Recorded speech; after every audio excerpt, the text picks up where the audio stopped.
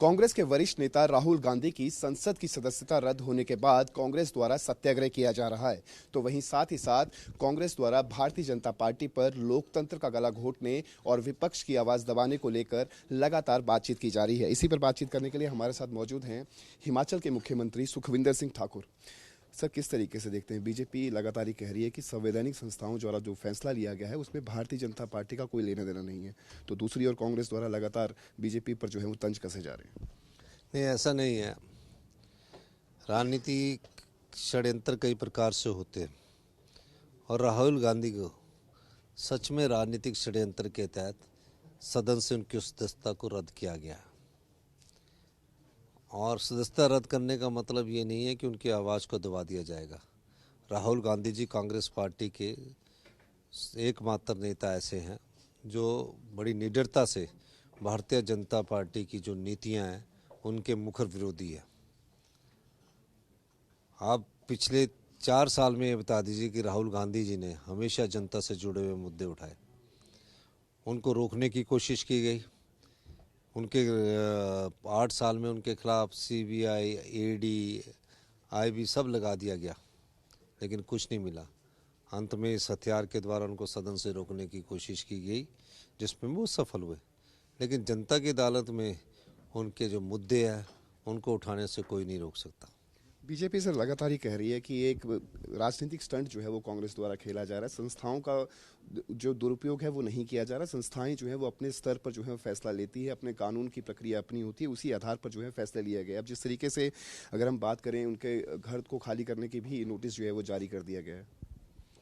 देखिए, घर को खाली करने के नोटिस की बात नहीं है। जिसके परिवार ने 2-2 प्रधानमंत्री दिए हों और दोनों प्रधानमंत्रियों ने देश की एकता और अखंडता के खातिर अपने प्राणों का बलिदान दिया हो, उनको घर की जरूरत नहीं होती। जिस मंशा से किया जा रहा है उसको देखने की जरूरत है। घर की कोई समस्या नहीं है, संसद सदस्य को कोई समस्या नहीं है, क्योंकि राहुल गांधी जी इस चीज़ों किसमें ज़्यादा उलझने वाले नहीं है। वो कहते हैं कि ये लोकतंत्र मजबूत होना चाहिए। इस लोकतंत्र में आम आदमी के मन में डर का भय नहीं होना चाहिए। मैं उस डर के भय को मुक्त करवाना चाहता हूँ, उस डर को दूर भगाना चाहता हूँ जिस डर के सहारे लोग अपने आप को चुप्पी साध कर रखे हैं। तो इस दृष्टि से उनके कार्यप्रणाली को देखा जाना चाहिए। चुनाव होंगे, सरकार किसकी बनती है या नहीं बनती वो दूसरी बात है, लेकिन महत्वपूर्ण बात यह है कि जिस देश में मुख्य विपक्षी पार्टी को कमज़ोर करोगे, लोकतंत्र मजबूत नहीं होगा। लोकतंत्र मजबूत तभी होता है जब मुख्य विपक्षी दल समय समय पर मुद्दे उठाकर सदन में सरकार को अवगत करवाता और सरकार उसका जवाब देती है। यहाँ तो सरकार जवाबों से पीछे हट रही है।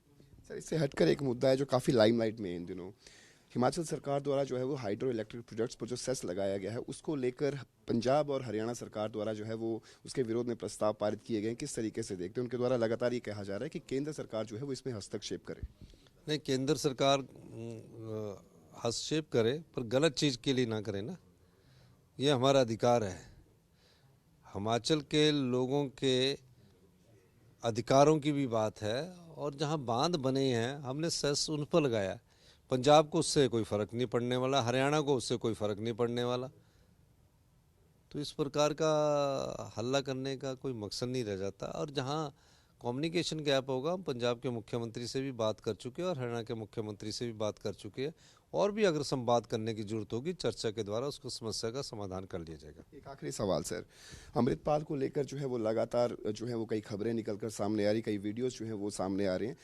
हिमाचल के अंदर किस तरीके का अलर्ट जो है वो किया गया है और क्या कुछ गतिविधियां, किस तरीके से पुलिस को क्या कुछ डायरेक्शंस जो है वो दी गई हैं? नहीं, हमारी सरकार तो पहले अलर्ट पर रहती है, तो अभी इस मामले में कोई ज़्यादा हमारे प्रदेश में कोई ज़्यादा बड़ी बात नज़र नहीं आती। बहुत बहुत धन्यवाद। बहुत बहुत शुक्रिया। तो ये थे हमारे साथ हिमाचल के मुख्यमंत्री सुखविंदर सिंह ठाकुर, जिन्होंने बड़े ही साफ लफ्जे से हर मुद्दे का जो है वो बेबाकी से जवाब दिया, और साथ ही उन्होंने कहा कि जिस तरीके का जो वाटर सेस जो हाइड्रो इलेक्ट्रिक प्रोजेक्ट्स को लेकर जो हरियाणा हिमाचल सरकार द्वारा लगाया गया है उससे किसी भी तरीके का कोई नुकसान जो है वो पंजाब और हरियाणा को नहीं होगा। चंडीगढ़ से कैमरा पर्सन रिंकू मेहरा के साथ रवि चंदेल, सूर्य समाचार।